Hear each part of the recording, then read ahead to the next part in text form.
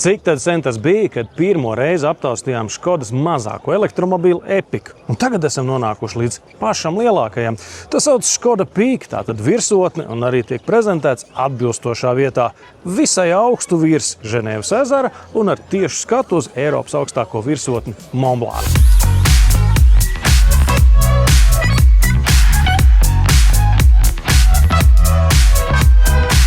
Jaunā flagmaņa prezentācijai Škoda bija izvēlējusies patiesi ekskluzīvu vietu. Gandrīz kilometru augsto Zalēva kalnu dēvēt arī par Ženēvas balkonu. Zīmīgi, ka jaunais Peak vairāk nekā 400 metru kāpumu pirms prezentācijas pieveica pats. Četrkārtējā Tour de France uzvarētāja un jaunā Škoda velobraukšanas vēstnieka Krisa Frūma pavadībā. Piedaloties vēl aptuveni 20 riteņbraucējiem no pieaicinātās publikas. Pavisam nedaudz par tehniku. Būs 2 ietilpību akumulators 60 vai 90 kWh ar lielāko. Peak varēs nobraukt 650 km ideālos apstākļos. Un, protams, tāpat kā citas lielās elektriskās Škodas, to varēs dabūt gan ar aizmugurējo, gan visu riteņu piedziņu. Kosmiski jaudīgs vai absurdi ātrs Peak nebūs. Maksimālā jauda ir 300 zirgspēku. Jaunums ir vehicle to load funkcija, kas ļauj izmantot baterijas lādiņu ierīču uzlādei vai pat mājas elektroapgādei. Sākumā jau mēs domājam, ka Škoda Peak būs tāds kā elektrisks Škoda Kodiaq. Tomēr, ieraugot automašīnu klātienē, ir skaidrs, ka šis ir jau augstāks pakāpes modelis. Dažās komplektācijās aprīkojums un arī apdare jau sāk vilkt ļoti stipri premium virzienā.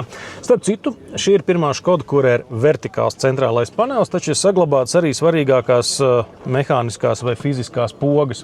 Un ir arī, piemēram, tādi komforta elementi kā spilventiņš galvas balstā. Tas jau vairāk izskatās pēc Mercedes vai kā cita. Un arī tie sēdekļi dažās komplektācijās ir jau ar tādu apdarīti, kas vairāk tik tiešām velk uz kaut kādiem tādiem dārgākiem automobīļiem. Arī paskatieties uz to mašīnu no ārpuses, vismaz tādā krēsliņā, pustumsā, tie gaismas elementi mazliet atgādina, piemēram, Range Rover. Un tad rodas jautājums, vai tikai tas Peaks nemaksās 100 000 eiro? Nē, Eiropā sākuma cena būšot pat nedaudz zem 50 000 eiro. Tas, protams, nebūs gluži par šādu automašīnu, un tomēr tas būs īsts Peak.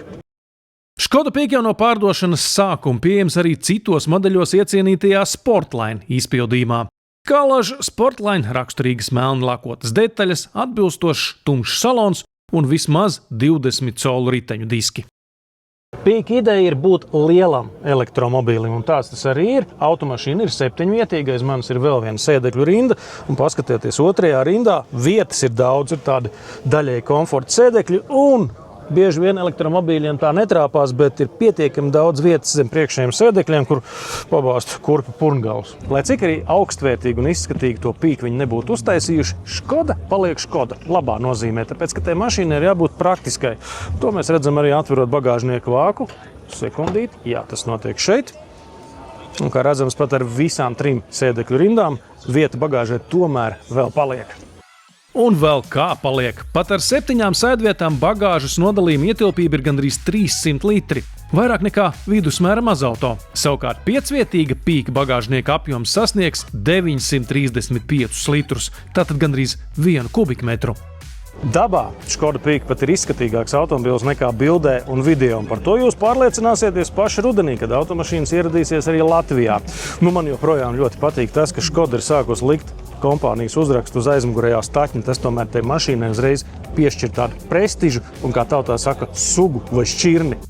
Uz to norāda arī aprīkojums. Peak ir pirmā Škoda ar pakāpenisku aptumšojumu panorāmas jumtu, pirmā Škoda ar īpašu relaksācijas pakotni un galu galā arī pirmais šīs markas modelis ar izbīdāmiem rokturiem. Vēl viens apliecinājums tam, ka Škoda Peak patiešām ir nozīmīgs modelis ne tikai ražotāji, bet arī mēdīju acīs ir tas, ka vairākas stundas pēc prezentācijas sākuma cilvēki joprojām pinās ap to automašīnu, sēdās vienā, otrā, trešajā, mēģināja kaut ko salīdzināt. Un paskatieties paši, lieliski izskatās, vai ne? Ja nebūtu Škodas uzraksta, jūs iespējams, ka pat nepateiktu, ka tā ir Škoda, un varbūt tas šoreiz arī ir bijis īstais mērķis.